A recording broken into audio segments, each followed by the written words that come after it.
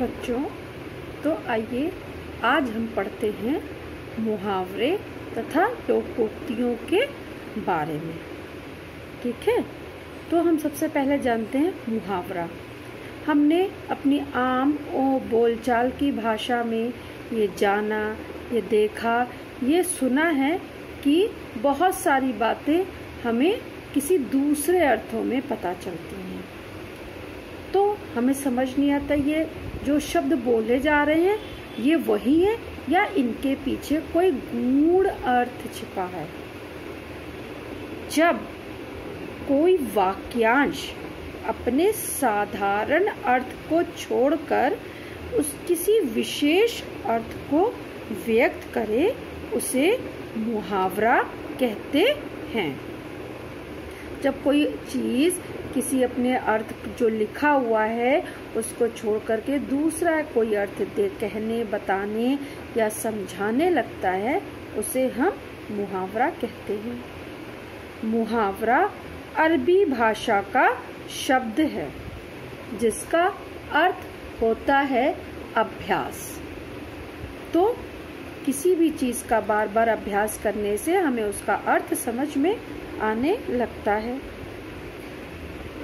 लोकोक्ति किसे कहते हैं?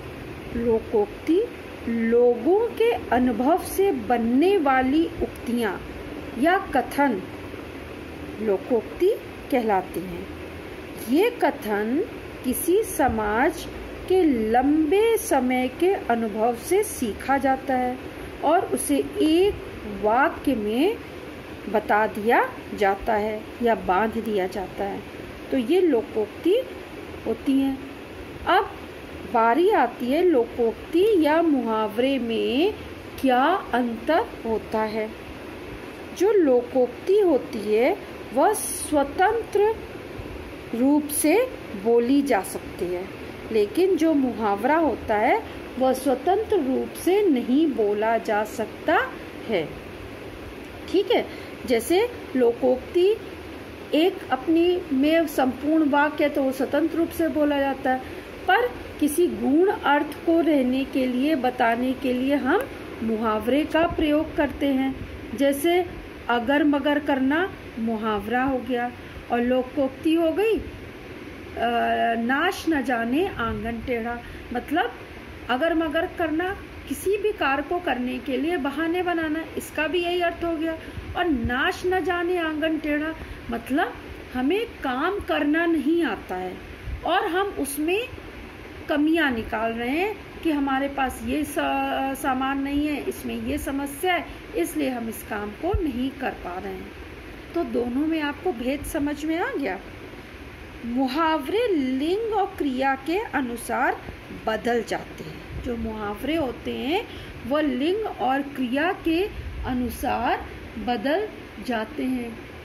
जैसे अगर हम किसी स्त्रीलिंग के लिए उसका प्रयोग करते हैं तो वहाँ पे नी और वाले शब्द आ जाते हैं, और जब हम पुल्लिंग में प्रयोग करते हैं तो वहाँ पे कौन से शब्द आ जाते हैं? ना वाले शब्द आते हैं। जैसे खुशी के मारे रमा फूली ना समाई, तो रमा क्या है? लड़की, और समाई इसलिए कर दिया क्योंकि वहाँ पे स्त्रीलिंग है। खुशी के कारण राम फूला ना समाया, राम पुल्लिंग है और समाया कर दिया। इसी तरह से समाई और समाया क्रिया में अंतर हो गया लिंग और क्रिया के अनुसार। तो आपने जाना कि मुहावरे जो है इसमें परिवर्तन हो जाता है और लोकोक्ति में किसी भी तरह का कोई भी परिवर्तन नहीं होता है। मुहावरा छोटा सा एक वाक्यांश होता है और जो लोकोक्ति होती है वो पूरा का पूरा संपूर्ण वाक्य होता है। मुहावरे के अंत में या बीच में या कहीं शुरू में भी कहीं भी प्रयोग किया जा सकता है। मुहावरा अपना आप जो वाक्य बोल रहे हैं उसके अंत में बोल सकते हैं, मुहावरे से शुरू करके आप कोई वाक्य बोल सकते हैं, आप बीच में प्रयोग कर सकते हैं, लेकिन जो लोकोक्ति होती है वो सिर्फ और सिर्फ आखिरी में ही बोली जाती है। ठीक है बच्चों।